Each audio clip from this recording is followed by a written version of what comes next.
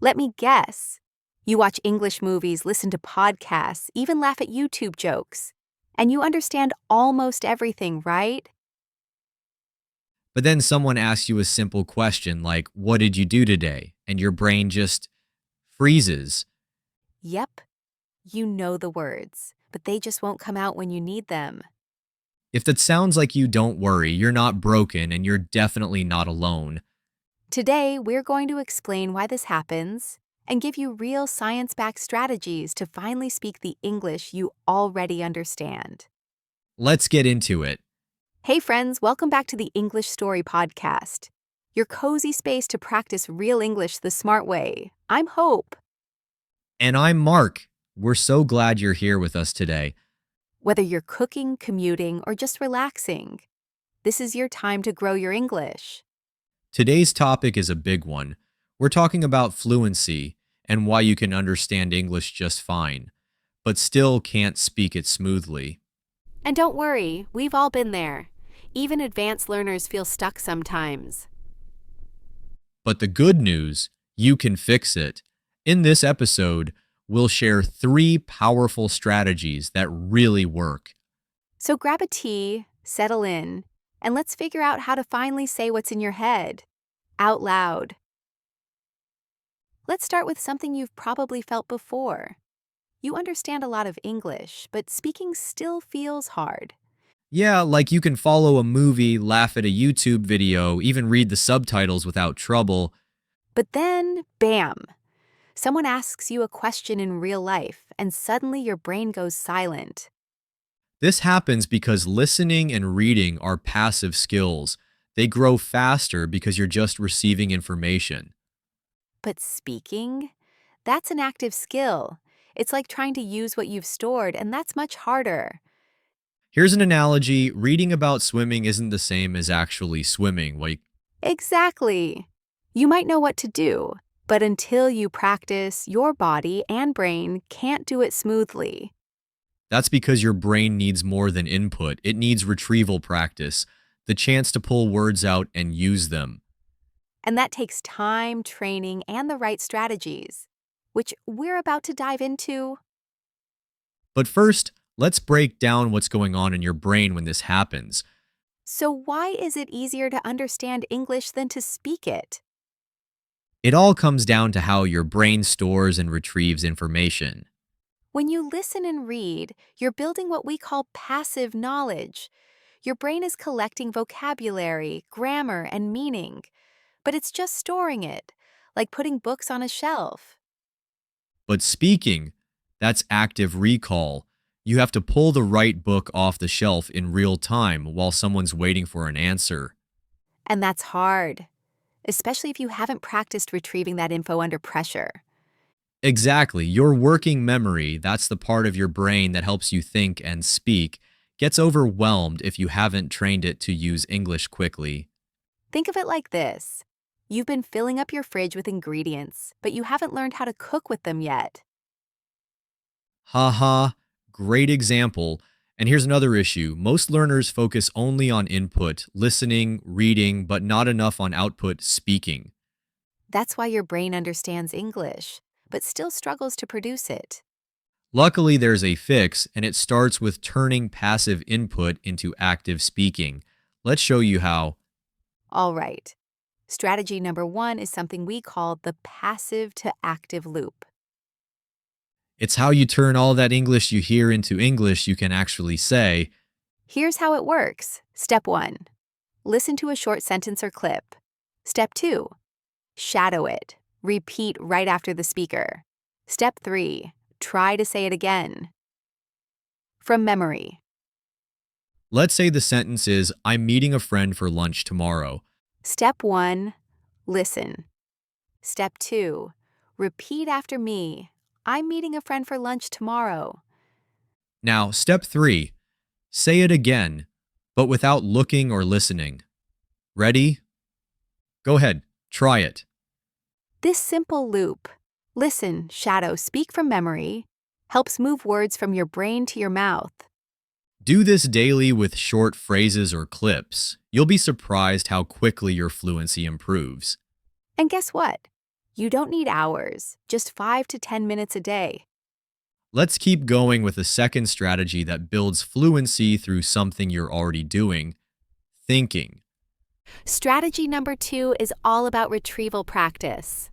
That means making your brain pull up English on purpose every day. It sounds technical, but it's really simple. You just need to use what you've already heard. For example, describe what you're doing out loud. I'm making tea. I'm walking to work. That's thinking in English. Or try delayed repetition. Ask yourself, what English did I hear yesterday? Then repeat a few phrases from memory. You can even keep a speaking journal. Talk about your day out loud, into your phone, a voice app, or just to yourself. Or here's a fun one: use an AI chat tool and respond to it out loud. Don't just type, speak. Exactly. It's not about perfect grammar. It's about building your confidence to retrieve words naturally. The more often you do this, the faster you'll go from "I understand this" to "I can say this." All right, our third and final strategy is about removing pressure, because fluency doesn't grow in fear. It grows in comfort. Let's get into that next. Strategy number 3, start speaking without pressure. This might be the most important one. If you only try to speak in high pressure situations like tests or meetings, it's no wonder you freeze up. Right? Fluency doesn't start on a stage. It starts in safe, low-stress moments. That's why self-talk is so powerful. Just talk to yourself about anything. I need to buy groceries. It's cold today. No audience, no stress. Another tip? Find low-stakes environments like language exchange apps, friendly tutors, or even voice notes to friends. The goal isn't speed. The goal is flow. Let your ideas move, even if they come out messy. Fluency comes from confidence and automaticity, not perfect sentences. And messy speaking is a good sign. It means your brain is searching, connecting, and growing. So give yourself permission to speak imperfectly. That's how real fluency is built. Let's wrap things up with one final reminder to keep you motivated. Here's the big idea to remember. You already have the words inside you. Yep, your brain has stored so much English, you just need to give it a clear path out. Speaking fluently isn't magic. It's not about talent. It's about muscle memory, and that comes from practice. Start small. Use the passive to active loop. Practice retrieval every day, and speak without pressure. You don't have to be perfect, you just have to start. Before we go, let's review some useful words and phrases from today's episode. Here are 10 words and phrases we used. See how many you remember. Passive skills. Skills where you receive language, like listening or reading. Example. Listening to a podcast builds passive skills. Active skills. Skills where you produce language like speaking or writing. Example. Speaking in English is an active skill. Retrieval. The act of pulling information out of your memory. Example. Fluency improves when you practice retrieval. Working memory is the brain's short-term system for thinking and remembering.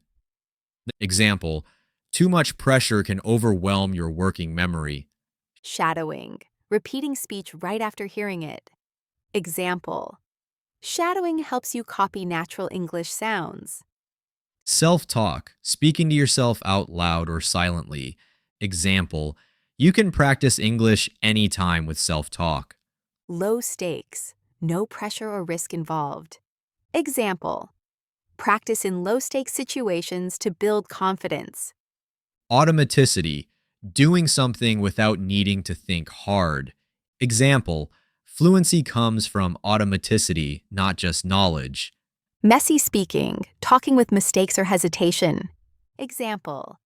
Messy speaking is normal when you're learning. Muscle memory, physical memory built by repeating actions. Example, speaking often builds muscle memory in your mouth. Try to use a few of these this week, either out loud or in writing. The more they show up in your day, the faster they'll become part of your English toolbox. Let's test what you remember. Try these quick exercises to check your understanding and use today's vocabulary. Pause if you need to and say your answers out loud or write them down. Now we'd love to hear from you. Which of these 3 strategies will you try this week? Let us know in the comments, or send us a voice message if you're feeling brave. And if this episode helped you, share it with a friend who understands English but still struggles to speak. Make sure to follow the English Story podcast for more real-life English tips and conversations like this one. Until next time, keep learning, keep growing, and keep speaking.